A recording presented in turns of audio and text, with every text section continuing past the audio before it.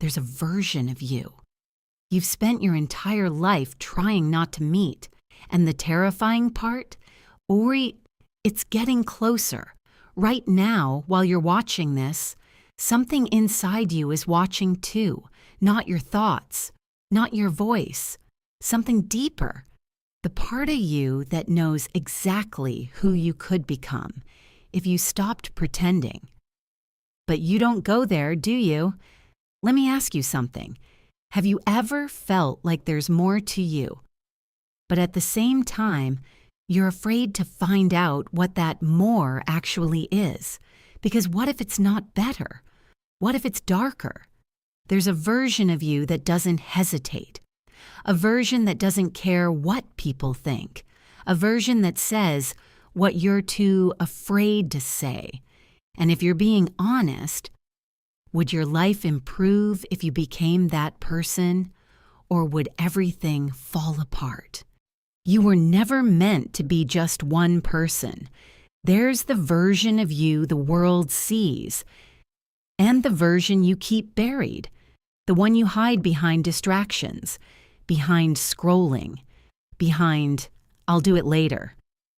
But here's the disturbing truth. The more you ignore that hidden version, the stronger it becomes. You felt it before. That sudden anger you couldn't explain, that urge to walk away from everything, that voice that says, "Stop playing small." Where do you think that comes from? It's not random. It's not a phase. It's you. Carl Jung called it the shadow, the part of you that contains everything you were taught to suppress, your aggression, your desires, your truth. But here's what most people get wrong. The shadow isn't just dark, it's powerful. What if the version of you you're afraid to meet is actually the version that could change your entire life? But there's a problem. To meet that version, you have to face things about yourself you've been avoiding for years. Let me ask you something uncomfortable. What part of yourself do you hide from other people? And deeper than that, what part of yourself do you hide from you? Think back. There was a moment in your life where you almost became that person. You almost spoke up. You almost took the risk. You almost stopped pretending. But you didn't. Why? Because something inside you said, "Don't. Stay safe. Stay who you are." But was that really safety? Or was it fear? How many versions of yourself have you abandoned just to stay comfortable? This is where it gets disturbing. Because that version of you, it didn't disappear, it's still there, watching, waiting. Every time you play small, it gets louder. Every time you ignore your instincts, it pushes harder. Have you noticed how discomfort keeps showing up in your life? That's not coincidence. That's conflict. You are literally living between two identities. The version of you that feels safe, the version of you that feels real, and they are not the same. If this is already making you uncomfortable, good. That means you're starting to see it. Most people will scroll past this kind of truth because it forces them to confront themselves, but you didn't. So before we go deeper, subscribe, because the next part, most people aren't ready for it. Let's be honest. You're not afraid of becoming nothing. You're afraid of becoming something. Well, because what if the real you is more intense than people expect, more honest than people can handle, more powerful than your current life allows?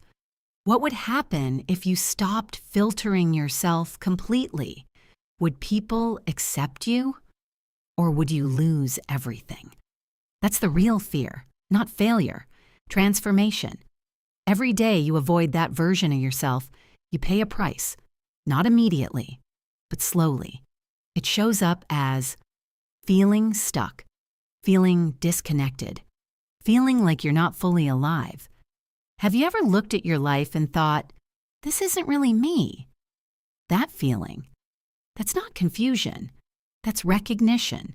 You're recognizing the gap between who you are and who you're pretending to be. There comes a moment for everyone where pretending becomes more painful than changing, where staying the same feels unbearable. Are you there yet? Or are you still convincing yourself you have more time? Because here's the truth most people avoid.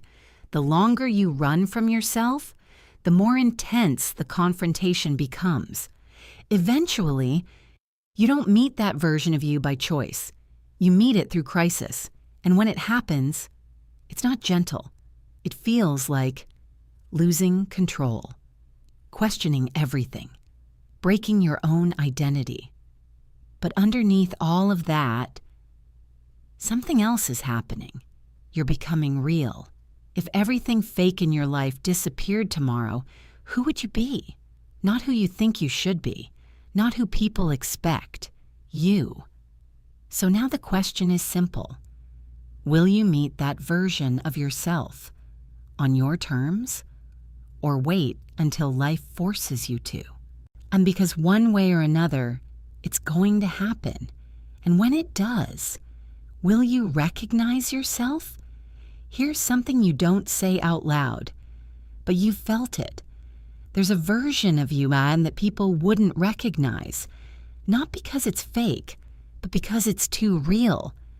What if the real you is not nice, but honest?